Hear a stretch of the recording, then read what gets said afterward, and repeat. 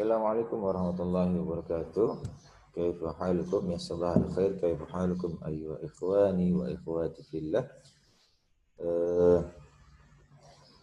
نلتقي أيضا في لقائنا السادس الذي قبل في اللقاء الخامس قد درسنا وشرحت لكم عن العقيدة الإسلام. ونعود إلى مادتنا التربية الدين الإسلام تربية الإسلامية. طيب إن شاء الله ما في هذا اللقاء سأشرح لكم عن عقيدة الإسلام. ولكن قبل ذلك هيا ندعو بنا إلى الله تعالى. حمدا وشكرا لله على نعم التي أنعم علينا ظاهرة وباطنة. أشهد أن لا إله إلا الله وأشهد أن محمدا عبده ورسول لنا بعبد الرضي. ربي زدنا علما وارزقنا فهما. طيب أيها الإخوان. استمعوا جيدا. Listen to me please. This video simak baik-baik video ini. Saya berpesan bagi kalian yang perlu berwaspada bagi kalian yang belum mengerjakan kewajiban itu nilai-nilai saya sudah koreksi dan saya tidak menerima pesan berupa pengulangan. Kalian harus mencari atau bertamu ke rumah saya ke rumah saya, silakan cari saya. Jangan sampai kalian nanti di hari H penilaian kalian menyesali kelalaian kalian sendiri. Oke. Tentang pelajaran ini tugas kalian sama Setelah menyimak video ini kalian komen hadir di deskripsi video di kolom komentar dan merangkum materi ini mengambil gagasan pokok atau ide utama saja Dan dari tugas-tugas yang saya baca sangat miris sekali di usia kalian itu asal aja merangkum merangkum tidak pernah belajar bahasa Indonesia saja ada yang tidak lengkap ada yang menghilangkan gagasan pokoknya ada yang judul besarnya tidak di-include tidak dimasukkan macam-macam pokoknya asal mengerjakan saja. Oke, jadi untuk seterusnya tolong kerjakan dengan baik sesuai dengan poin-poin besarnya. Kalian ambil paling tidak ambil poin besarnya setiap pengertian ini ambil gagasan besarnya dan nomor 2 ruang lingkup ambil gagasan besarnya dan prinsip-prinsip ambil gagasan besarnya, kemudian 4 karakteristik ambil gagasan besar seperti itu Jadi jangan sampai kehilangan per subbabnya. Oke, lanjut materi teman-teman semua mahasiswa mahasiswi STIMIK Catur Sakti. Mengenai materi kita sekarang ini yaitu syariah Islam syariah Islam.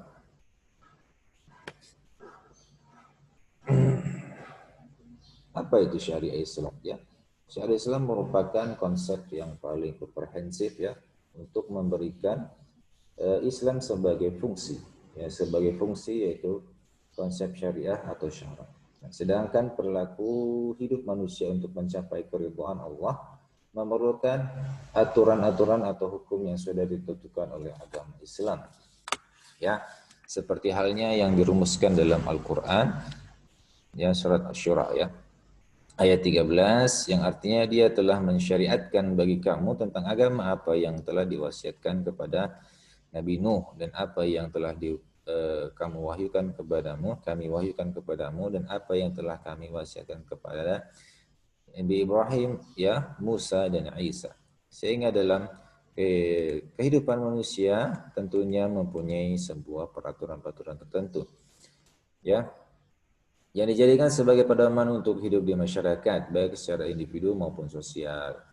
Seluruh hukum dan perundang-perundangan yang terdapat dalam Islam, baik hukum yang berhubungan dengan Allah, hablum minallah itu, dan hukum yang berhubungan dengan manusia, hablum minannas, pernah saya sebutkan sebelumnya, disebut syariah Islam atau syariah al-Islamiyah. Syariah al-Islamiyah. Sumber segala hukum, ya, sumber segala hukum yang terdapat dalam Islam, ya, Allah itu sudah mudahkan, kemudian disampaikan kepada umat manusia dengan perantara Rasul kita Muhammad SAW yang termaktub dalam Al-Quran tentunya. Nah, hukum-hukum tersebut ya sifatnya masih mendasar. Ya. Kemudian dijelaskan pula tindak lanjuti dengan hadis-hadis Rasulullah SAW dan dengan demikian sumber syariah Islam adalah Al-Quran dan hadis. Nah, karena norma-norma hukum dasar yang terdapat dalam Al-Quran itu masih ada yang bersifat umum, maka perlu dirumuskan lagi setelah Nabi Muhammad SAW wafat, ya, dan dibantu yaitu ijtihad. Ya. Norma-norma tersebut dirumuskan kembali dalam kaidah-kaidah yang lebih konkret, ya, dengan menggunakan cara-cara yang metode tertentu. Ya. Nah, syariah sendiri ya. Pengertian syariah sendiri itu ya.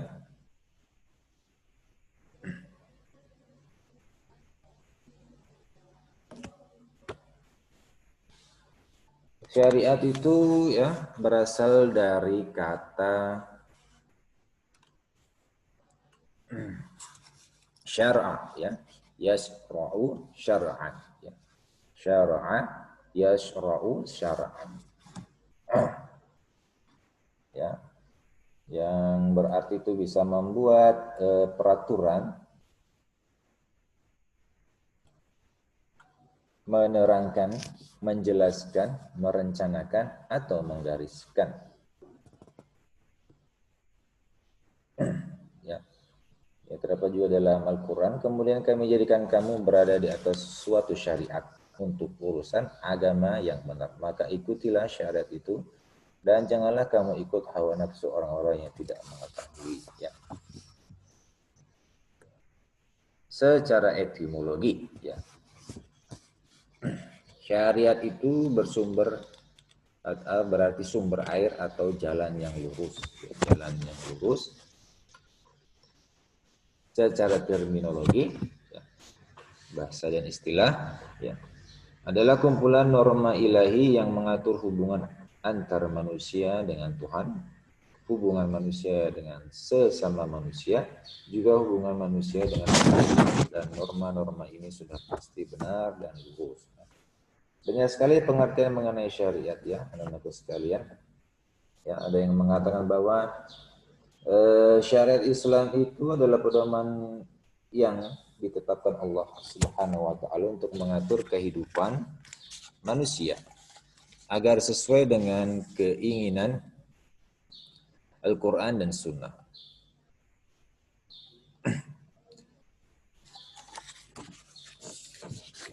Dan menurut ulama pun berbeda-beda mengenai syariat. Begitu pula dalam Al-Qur'an ya. Ya, menurut ahli pun mereka memberi definisi yang berbeda. Di antara syariat itu adalah tatanan perundang-undangan atau hukum. Ya. Syariat juga diartikan juga hukum yang mengatur pola hubungan manusia dengan Allah secara vertikal ya. Dan sedangkan menurut Abdul Karim Zaidan ya, syariat itu adalah hukum-hukum yang ditetapkan oleh Allah ya, yang ditujukan untuk hambanya baik melalui Al-Quran ataupun dengan As-Sunnah ya Nabi Muhammad SAW yang berupa perkataan, perbuatan dan pengakuan. Sedangkan menurut Yusuf Qardawi ya, syariat itu ialah apa saja ketentuan yang dapat dibuktikan melalui dalil-dalil Al-Quran maupun Sunnah, atau juga melalui dalil-dalil ikutan lainnya seperti ijma, qiyas, dan lain sebagainya. Oke. Sehingga dari pengertian-pengertian yang saya sebutkan tadi ya, bisa ditarik kesimpulan bahwa syariat adalah ketentuan-ketentuan dalam kurung peraturan agama yang merupakan pegangan bagi manusia di dalam hidupnya untuk meningkatkan kualitas hidup dalam rangka mencapai kebahagiaan dunia dan akhirat. Yaitu kesimpulan mengenai beberapa pengertian tentang syariat.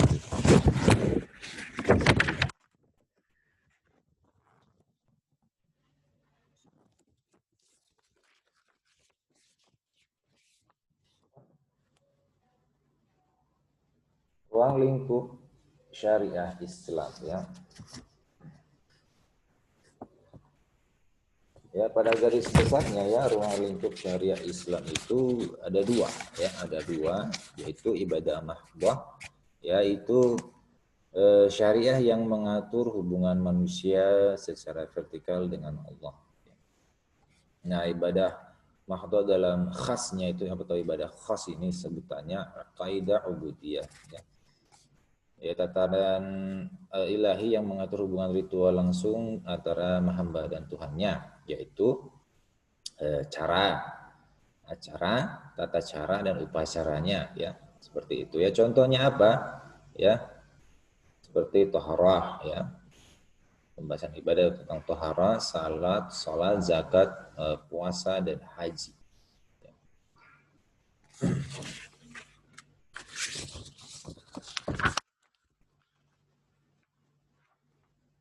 Nah, ibadah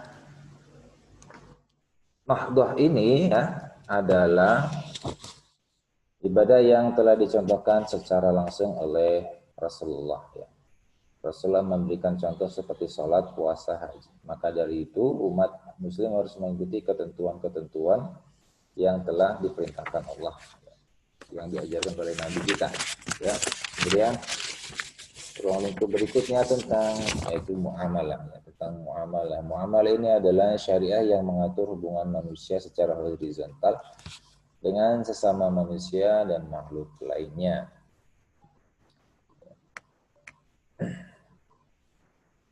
Muamalah dalam arti luas ini pada garis besarnya terdiri atas dua garis besar, yaitu al-qanunu al-khas ya, hukum perdata. Muamalah dalam arti agak luas itu meliputi ya hukum niaga. Muamalah dalam arti sempit itu hukum niaga ya, munakahah, hukum nikah ya, waras ya, hukum waris ya. Kemudian al-qanunu ya, hukum politik ya, yang meliputi jinayah, hukum pidana, khilafah, hukum kenegaraan, jihad, hukum perang dan damai. Dengan demikian syariah memberikan kaidah-kaidah umum ya, dan kaidah-kaidah terperinci dan sangat pokok. Nah, muamalah sendiri meliputi ketentuan-ketentuan atau peraturan segala aktivitas hidup manusia dalam pergaulan dengan sesamanya dan dengan alam sekitar. Kedudukan syariah dalam pokok ajaran Islam itu merupakan bukti yang diwujudkan dalam bentuk perbuatan manusia. Perbuatan tersebut dilakukan manusia semenjak lahir sampai mati dalam ruang waktu kehidupan dunia ini. Nah, kalau ibadah muamalah itu sendiri adalah ibadah yang pelaksanaannya yang seluruhnya dicontohkan oleh Rasulullah SAW ya, berupa prinsip-prinsip dan dasar perkembangannya didasarkan pada kemampuan dan daya jangkau pikir umat manusia. Artinya ibadah yang pelaksanaannya tidak seluruhnya dicontohkan oleh Rasulullah. Contoh ya, contoh muamalah, aturan-aturan keperdataan seperti hal-hal yang menyangkut perdagangan, ekonomi, perbankan, pernikahan, hutang piutang, ataupun juga aturan-aturan dalam bidang pidana dan tata negara. Ya, itu contoh-contoh muamalah ya.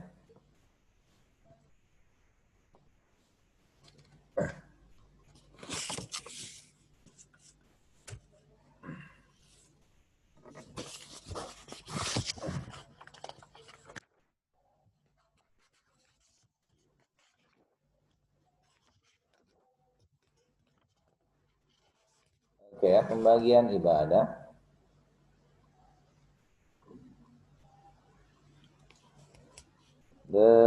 Menurut ulama ya, masalah ibadah itu sendiri ya, ibadah mahdhah itu dibagi ya, pembagian ibadah itu dibagi ibadah mahdhah. Ibadah mahdhah itu adalah semua perbuatan ibadah yang pelaksanaannya diatur dengan ketentuan yang telah ditetapkan Al-Quran dan Sunnah. Contoh ya, Salat harus mengikuti petunjuk Rasulullah dan tidak dibenarkan untuk menambah atau mengurangi. Begitu juga puasa, haji dan yang lainnya. Nah, ibadah mahdoh ini dilakukan hanya berhubungan dengan Allah saja, ya. Hablum minallah. Dan bertujuan untuk mendekatkan diri kepada Allah Subhanahu wa taala. Nah, ibadah ini hanya dilaksanakan dengan jasmani dan rohani saja, karenanya disebut ibadah badaniyah ruhiyah. Kemudian semakin berikutnya ibadah ghairu mahdhah, ya, yaitu ibadah yang tidak hanya sekedar menyangkut hubungan dengan Allah, tetapi juga menyangkut hubungan antar sesama makhluk, hablum minan nas, ya. Juga ada hubungannya dengan makhluk yang lain. Tidak hanya sebatas pada hubungan sesama manusia, tapi juga pada lingkungan, yaitu alam atau hewan dan tumbuhan. Kemudian nomor 3, zil wajhain, ya, yaitu ibadah yang memiliki dua sifat sekaligus, yaitu ibadah mahdhah dan ibadah ghairu mahdhah, seperti nikah, ya, seperti nikah. Syarat dan rukun ibadah. Syaratnya, ya, dalam ibadah, syarat ibadah dalam Islam, dalam melakukan ibadah tidak ada suatu bentuk ibadah yang disyariatkan kecuali berdasarkan Al-Quran dan Sunnah. Agar dapat diterima ibadah kita, ya harus kita lakukan sesuai dengan syariah, ya. Dan ibadah itu tidak bisa dikatakan benar kecuali dengan adanya dua syarat, yaitu ikhlas, ya, karena Allah Subhanahu wa taala, tentu dengan niat, ya, kita ibadah semata-mata karena Allah, ya. Syarat yang pertama merupakan konsekuensi dari syahadat la ilaha illallah, karena ia mengharuskan ikhlas beribadah hanya kepada Allah dan jauh dari syirik kepadanya, melakukan ibadah dengan ikhlas dan menjalankannya dengan sepenuh hati, bukan karena atau untuk dilihat orang atau dipuji orang. Kemudian ittiba, ya, sesuai dengan tuntunan Rasulullah. Nah, syarat kedua ini adalah konsekuensi dari syahadat, ya, Muhammad Rasulullah, karena ia menuntut wajib taat kepada Rasul, yang mengikuti syariatnya dan meninggalkan bid'ah. Adapun rukun ibadah, ya, rukun ibadah pertama, cinta atau al-hubb. Cinta adalah rukun ibadah yang terpenting karena cinta adalah pokok ibadah. Arti cinta di sini tidak hanya terbatas hanya pada hubungan kasih antara dua insan semata, akan tetapi lebih luas dan dalam. Kecintaan yang paling tinggi dan mulia di dalam kehidupan kita adalah rasa kecintaan kita kepada Allah, di mana jika seorang umat mencintai Allah, maka dia akan melakukan dan menjalankan semua yang diperintahkannya dan menjauhi semua yang dilarangnya, ya. Tidak sebatas hanya cinta terhadap sesama makhluk. Kalau kita bisa mendapati faedah dari mencintai sesama makhluk, apalagi kita mencintai Allah Subhanahu wa taala. Karunia yang sangat luar biasa yang kita dapatkan dari Allah Subhanahu wa taala karena kita dicintai Allah, ya. Berikutnya tentang takut, ya, al-khauf. Rukun ibadah yang berikutnya adalah rasa takut. Takut di sini bukan berarti kita lari, malah tidak menjalankan atau menjauhi, tidak, ya. Takut di sini lebih cenderung mendorongkan kita untuk mendekatkan diri kepada Allah, ya, di mana di balik perbuatan kita yang membangkang, yang menolak, yang tidak mengerjakan, ada hukuman-hukuman yang menanti, ya. Sehingga dengan berpikir seperti itu mendorong kita untuk lebih mendekatkan diri kepada Allah, mengerjakannya, bukan meninggalkannya, ya. Yang dimaksud di sini ialah seorang hamba akan termotivasi untuk mencari ilmu dan beribadah kepada Allah agar bebas dari murka dan azab. Selain itu, rasa takut inilah yang juga dapat mencegah keinginan seseorang untuk berbuat maksiat dan berbuat buruk. Yang dimaksud rasa takut seorang muslim di sini memang terdiri dari banyak hal. Namun, yang utama ada dalam hati seorang muslim adalah rasa takut akan pedihnya sakaratul maut, rasa takut akan azab kubur, rasa takut terhadap siksa neraka, rasa takut akan mati dalam keadaan yang buruk, rasa takut akan hilangnya iman, dan lain sebagainya. Kemudian berikutnya harat ya, roja ya. Rukun iman yang berikutnya adalah harat atau roja. Yang dimaksud di sini adalah rasa atau harap yang sangat kuat atas rahmat dan balasan berupa pahala dari Allah Subhanahu wa taala. Prinsip-prinsip syariah Islam. Yang pertama adalah prinsip tauhid, ya, prinsip tauhid. Pernah kita membahas juga bahwa pengertian prinsip itu adalah dasar ya, permulaan aturan pokok ya. Nah, secara terminologi juga prinsip itu adalah kebenaran universal yang inheren dalam hukum Islam dan menjadi ditolak pembenaannya. Prinsip yang membentuk hukum dan setiap cabang-cabangnya. Prinsip tauhid adalah ya, tauhid adalah prinsip umum hukum Islam. Prinsip ini menyatakan bahwa semua manusia ada di bawah satu ketetapan yang sama, yaitu ketetapan tauhid yang dinyatakan dalam kalimat la ilaha illallah. Prinsip ini ditarik dari firman Allah ya, surat Al-Imran ayat 64. Nah, berdasarkan prinsip ini ya, maka pelaksanaan hukum Islam itu merupakan ibadah. Dan dalam penghambaan manusia, penyerahan dirinya kepada Allah sebagai manifestasi kesyukuran kepadanya. Dengan demikian tidak boleh terjadi setiap menuhankan sesama manusia dan atau sesama makhluk lainnya. Pelaksanaan hukum Islam adalah ibadah dan penyerahan diri manusia kepada keseluruh kehendaknya. Prinsip umum tauhid ini merupakan kelanjutan dari prinsip tauhid yang berlaku dalam fikih. Ya. Prinsip pertama berhubungan dengan Allah ya, tanpa perantara. Ya, prinsip kedua beban hukum taklif yang ditujukan untuk memelihara akidah dan iman.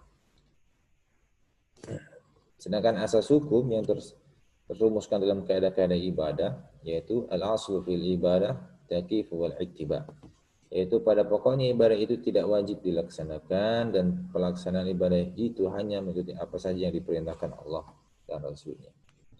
Al-masyaqqah tajlibu at-tasyri'. Kesulitan dalam melaksanakan ibadah akan mendatangkan kemudahan. Kemudian nomor 2 ya, prinsip keadilan. Keadilan dalam bahasa salaf yaitu sinonim dari mizan, keseimbangan atau moderasi. Kata keadilan dalam Al-Quran kadang diekuivalensikan dengan al-qis, al-mizan yang berarti keadilan di dalam Al-Quran. Kata keadilan pada umumnya berkonotasi dalam penetapan hukum atau pelaksanaan kebijakan, ya, pelaksanaan kebijakan. Maka tetapi dalam Islam yang meliputi berbagai aspek. Prinsip keadilan ketika dimaknai sebagai prinsip moderasi, ya, menurut Wahbah Az-Zuhaili ini, yaitu perintah Allah ditujukan kepada bukan karena esensinya, sebab Allah tidak mendapat keuntungan dari ketaatan dan tidak pula mendapatkan kemudaratan dari perbuatan maksiat manusia. Namun ketaatan tersebut hanyalah sebagai jalan untuk memperluas perilaku dan cara pendidikannya dapat membawa kebaikan bagi individu dan masyarakat. Dan prinsip amar ma'ruf nahi munkar ya. Hukum Islam ini ya digerakkan untuk merekayasa umat manusia untuk menuju tujuan yang baik dan benar yang dikehendaki dan diridhai Allah. Dalam filsafat hukum Barat diartikan sebagai fungsi sosial engineering hukum. Nah, prinsip amar ma'ruf ini ya didasarkan pada Quran surah Ali Imran ayat 110. Kemudian berikutnya prinsip kebebasan dan kemerdekaan atau kemerdekaan. Nah, prinsip kebebasan dalam hukum Islam menghendaki agar agama atau hukum Islam itu disiarkan tidak berdasarkan paksaan. Lakum dinukum waliyadin. Tetapi berdasarkan penjelasan, demonstrasi, dan argumentasi. Kebebasan yang menjadi prinsip hukum Islam adalah kebebasan dalam arti luas yang mencakup berbagai macam, baik kebebasan individu maupun kebebasan komunitas.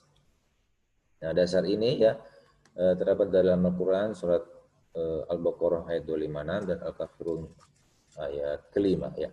Kemudian prinsip persamaan egalit ya. Prinsip persamaan yang paling nyata dalam konstitusi Madinah Sahifah, yakni prinsip Islam menentang perbudakan dan penghisapan darah manusia atas manusia. Prinsip persamaan ini merupakan bagian terpenting dalam pembinaan pengembangan hukum Islam dalam menggerakkan dan mengontrol sosial. Dan tapi bukan berarti tidak pula mengenal stratifikasi sosial seperti komunis ya. Dan prinsip ta'awun. Prinsip ini ya memiliki makna saling membantu antar manusia yang diarahkan sesuai prinsip tauhid, terutama dalam peningkatan kebaikan dan ketakwaan. Dan prinsip toleransi. Ya, prinsip toleransi yang dikehendaki Islam yaitu toleransi menjamin tidak terlanggarnya hak-hak Islam dan umatnya. Tegasnya toleransi hanya dapat diterima apabila tidak merugikan agama Islam. Wahbah Az-Zuhaili memaknai prinsip ini adalah pada tataran penerapan ketentuan Al-Quran dan Hadis, menghindari kesempitan dan kesulitan, sehingga seorang tidak mempunyai alasan dan jalan untuk menegakkan syariat dan ketentuan hukum Islam. Dan lingkup toleransi tersebut tidak hanya pada persoalan ibadah saja.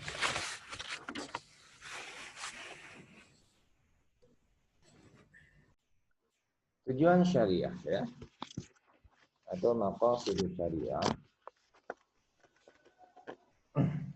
Tujuan syariah erat kaitannya dengan tujuan agama Islam itu sendiri untuk mewujudkan kedamaian, kesejahteraan dan kebahagiaan bagi manusia baik di dunia maupun di akhirat. Ya, ada 5 tentang ada 4 ya, ada 5 tentang tujuan syariah.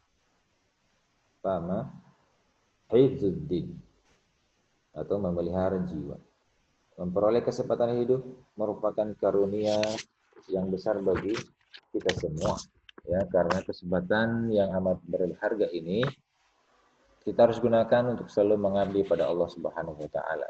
Dalam konteks inilah hak hidup seorang menjadi hak yang paling asasi sehingga harus dijaga dan dipelihara. Disinilah sebabnya mengapa Islam amat melarang kita untuk menghilangkan nyawa orang lain tanpa ada alasan yang mendasar yang dibenarkan, sehingga bila ini dilakukan maka dosanya amat besar, yaitu seperti dosa membunuh nyawa, yang membunuh manusia, menghilangkan nyawa manusia. Kemudian berikutnya hifzul aql, hifzul nafs ya.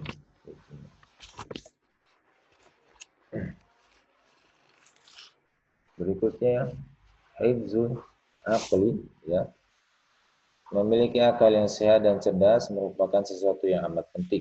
Karena dari akal yang sehat itulah akan lahir pemikiran yang cemerlang ya. Pemikiran yang cemerlang.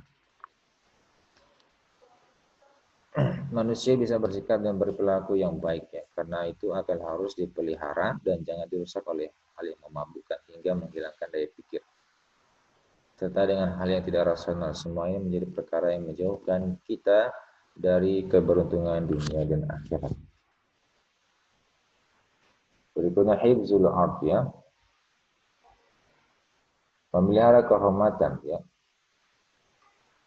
Kita diciptakan untuk sebagai makhluk yang mulia dan terhormat. Karenanya syariat Islam amat menekankan kepada manusia untuk menjaga kehormatannya agar tidak jatuh dan terpuruk ya, melebihi rendahnya martabat binatang. Salah satu yang membuat martabat manusia bisa amat rendah adalah dalam kaitannya hubungan lelaki dan wanita, karena Islam mensyariatkan kepada manusia untuk menikah agar hubungan seksual yang dilakukan membuatnya menjadi mulia, bukan malah menjadi hina. Kemudian hifzul mal ya. Hifzul mal, setiap orang pasti memiliki kebutuhan yang berbeda ya, dari makan, minum, pakaian, tempat tinggal, kendaraan dan sebagainya. Nah, berbagai kebutuhan itu harus dapat dipenuhi dengan harta yang dimiliki. Karenanya Kebutuhan terhadap harta ada pada setiap orang sehingga mencarinya dengan cara yang halal menjadi suatu keharusan. Sudah harta diperoleh, maka menjadi hak seorang untuk memilikinya sehingga syariat Islam menekankan pemeliharaan harta tersebut dan amat tidak dibenarkan orang lain untuk mencurinya. Pemeliharaan hak terhadap harta juga harus ditunjukkan dalam bentuk membelanjakan atau menggunakannya untuk segala kebaikan. Sebab bila tidak dilakukan, ya, maka kategori tersebut masuk tabzir atau boros, yakni menggunakan harta untuk sesuatu yang tidak benar menurut Allah Subhanahu wa taala dan Rasulnya, karena pemborosan merupakan kebiasaan syaitan yang sangat merugikan manusia. Harta akan cepat habis sementara kebiasaan berlebihan menjadi sangat sulit untuk ditinggalkan meskipun dia tidak memiliki harta yang cukup. Karenanya sikap ini harus dijauhi. Karakteristik syariah Islam. Yang pertama adalah tauhidiyah. Tauhidiyah adalah konsep yang menjelaskan tentang adanya sesuatu penguasa alam raya yang tunggal dan mengatur sesuatu yang berada di luar dan di dalamnya. Allah lah yang menciptakan segala sesuatu yang ada di jagat alam raya ini, baik yang tersembunyi maupun yang tampak. Ya. Kemudian berikutnya ya, Rabbaniyah. Rabbaniyah adalah konsep yang berasal dari wahyu Allah. Tanpa mengambil sumber lain, wahyu yang diberikan kepada Rasul-Rasulnya tetap terjaga dari kesucian. Rabbaniyah itu berorientasi ketuhanan, ya, baik secara tujuan maupun sumbernya. Secara tujuan jelas syariat Islam ditunjukkan agar manusia hanya menyembah dan mengabdi kepada Allah. Selain tujuan mengabdi kepada Allah, yang syariah itu juga bertujuan membebaskan manusia dari penyembahan kepada sesama manusia serta kepada makhluk lainnya. Manusia harus bebas dari tekanan manusia lain, terlebih menganggap dirinya sebagai Tuhan yang dapat mengatur segala hal. Dari segi sumbernya, Rabbaniyah itu syariah Islam adalah bahwa dia berasal dari sumber-sumber dari Allah. Dia bukan ciptaan manusia, bukan pula karangan manusia yang penuh hawa nafsu. Nah, berbeda dengan undang-undang yang dibuat manusia, ya, yang diciptakan manusia yang bersifat relatif dan dipengaruhi oleh hawa nafsu manusia. Efek dari karakteristik Rabbaniyah ini membuat manusia melaksanakan undang-undang dan aturan Allah tidak hanya dilihat dari saat dipantau aparat atau atasan, tapi dia tetap patuh melaksanakan aturan itu meskipun tidak dipantau oleh aparat, ya, atau atasan. Puasa misalnya, tetap kita jalankan, ditaati oleh kaum muslimin, ya, meskipun jika ia makan dan minum di siang hari tidak diketahui oleh seseorang. Ya Allah Maha Mengetahui. Kemudian istiqomah. Istiqomah adalah di mana konsep yang karena Islam bukan produk pemikiran manusia, bukan produk lingkungan atau masa tertentu, juga bukan produk faktor-faktor dunia, maka karakteristik Islam yang datang dari Allah adalah gerak di dalam kerangka yang tetap dan seputar poros yang tetap pula. Seperti dalam surah Ar-Rum ayat 30. Kemudian syumuliyah. Ya, syumuliyah adalah konsep yang membicarakan tentang seluruh yang ada di dunia dan di luar dunia. Ini secara rinci. Tentang hakikat alam, hakikat kehidupan, hakikat manusia seperti tabiat, kejadian, sifat dan ikhwal, serta hubungan dan hakikat ilahi yang akbar. Implikasi dari syumul ini bisa dilihat dari Islam sebagai jalan hidup atau tatanan hidup yang lengkap. Nah, syumul sendiri itu adalah syariah Islam yang komprehensif. Syariat Islam tidak hanya mengatur tentang ibadah ritual saja, namun juga mengatur seluruh kehidupan manusia, baik kehidupan pribadi, keluarga, masyarakat, bangsa, negara, bahkan dunia internasional. Dengan demikian, syariah dan Islam dapat diterapkan di mana saja dan di belahan bumi mana saja. Selain itu, ia juga dapat diterapkan di segala zaman dan era. Kemudian tawazuniyah,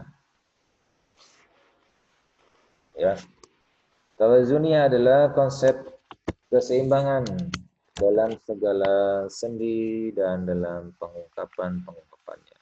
Keseimbangan konsep Islam juga tidak terombang-ambing ke sana ke sini dan berlebihan di sana sini dan dari berbagai benturan.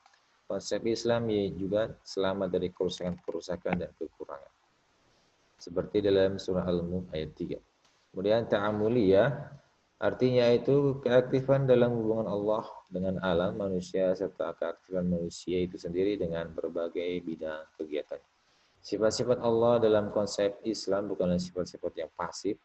Konsep manusia tentang Tuhannya dan keterkaitan sifat-sifatnya dengan kehidupan manusia itulah yang menentukan nilai Tuhan di dalam dirinya, di samping menentukan juga sikap kepadanya. Berikutnya waqi'iyah, ya.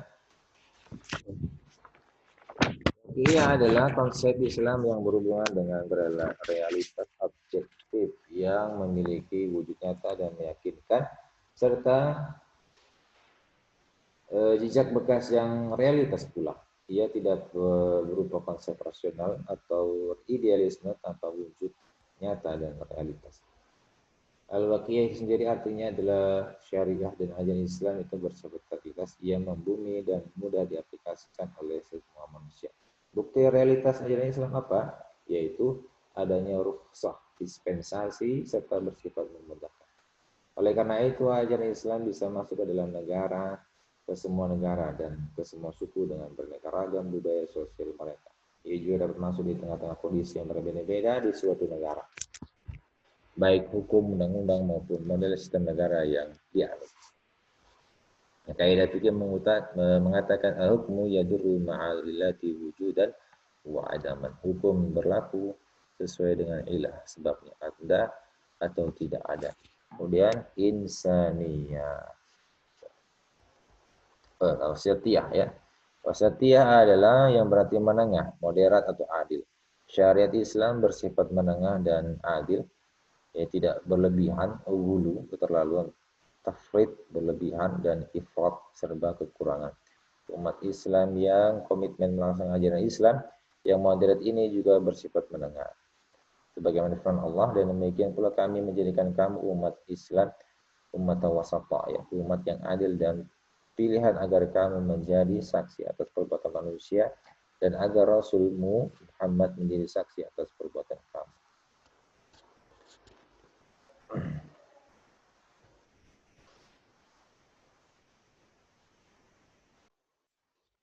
Azas-azas hukum Islam, ya, secara etimologi, ya, azas itu memiliki makna dasar, alas, ya, fondasi, fondamen. Secara terminologi itu mengungkap bahwa hukum Islam adalah yang mempunyai azas atau tiang pokok. Yang pertama, azas nafyul haraji, meniadakan kepicikan. Artinya hukum Islam dibuat dan diciptakan itu berada dalam batas-batas kemampuan para mukallaf. Ya, mukallaf itu orang yang sudah mendapatkan beban untuk tanggung jawab. Namun bukan berarti tidak ada kesukaran sedikitpun sehingga tidak ada tantangan. Sehingga tatkala ada kesukaran yang muncul, bukan hukum Islam itu digugurkan, melainkan hukum rukhsah. Dan asas qillatut taklif, ya. Tidak membahayakan taklif, artinya hukum Islam itu tidak memberatkan pundak mukallaf dan tidak menyukarkan. Azas tadarruj atau bertahap, gradual, artinya pembinaan hukum Islam berjalan setahap demi setahap disesuaikan dengan tahapan perkembangan manusia. Dan asas kemaslahatan manusia, itu hukum Islam seiring dengan dan mereduksi sesuatu yang ada di lingkungannya. Kemudian asas keadilan merata, ya. Artinya hukum Islam sama keadaannya tidak lebih melebihi bagi yang satu terhadap yang lainnya. Azas estetika, artinya hukum Islam memperbolehkan bagi kita untuk mempergunakan atau memperhatikan segala sesuatu yang indah. Kemudian asas hukum berdasarkan uruf yang berkembang dalam masyarakat, hukum Islam dalam penerapannya senantiasa memperhatikan adat atau kebiasaan suku masyarakat. Azas menjadi zajian Islam. Artinya hukum Islam, ya, yang diturunkan secara mujmal memberikan lapangan yang luas pada para filsuf untuk berijtihad dan guna memberikan bahan penyelidikan dan pemikiran dengan bebas dan supaya hukum Islam menjadi elastis sesuai dengan perkembangan peradaban manusia. Nah, berdasarkan dari penjelasan asas-asas Islam di atas, hukum Islam itu yang menjadi inti ya, pemahaman prinsip-prinsip dan azas Islam itu dapat diketahui atau diarahkan pada tujuan pensyariatan Islam itu sendiri dan apa yang akan dibawa hukum Islam untuk mencapai tujuannya. Yaitu ya, Islam itu meletakkan di dalam undang-undang dasarnya ya beberapa prinsip yang mantap dan kekal ya. Seperti prinsip menghindari kesempitan dan menolak mudarat, wajib berlaku adil, musyawarah dan memelihara hak, menyampaikan amanah dan kembali pada ulama yang ahli untuk menjelaskan pendapat yang benar dalam menghadapi peristiwa dan kasus-kasus yang baru ya, dan sebagainya berupa dasar-dasar umum yang merupakan tujuan diturunkannya agama-agama lain. Nomor dua, dalam dasar-dasar ajarannya Islam berpegang dengan konsisten pada prinsip mementingkan pembinaan mental individu khususnya sehingga ia menjadi sumber kebaikan bagi masyarakat. Karena apabila individu telah menjadi baik maka masyarakat dengan sendirinya akan baik pula. Syariat Islam ya dalam berbagai ketentuan hukumnya berpegang dengan konsisten pada prinsip memelihara kemaslahatan manusia dalam kehidupan manusia dan akhirat.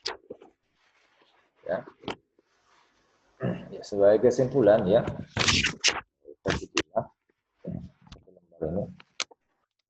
syariat Islam itu memberikan tuntunan hidup khusus pada umat Islam ya dan umumnya pada seluruh umat manusia untuk mencapai kebahagiaan dunia dan akhirat. Nah, muamalah dalam syariat Islam bersifat fleksibel dan tidak kaku. Dengan demikian, syariat Islam dapat terus-menerus memberikan dasar spiritual bagi umat Islam dalam menyongsong setiap perubahan yang terjadi di masyarakat dalam sebuah aspek kehidupan.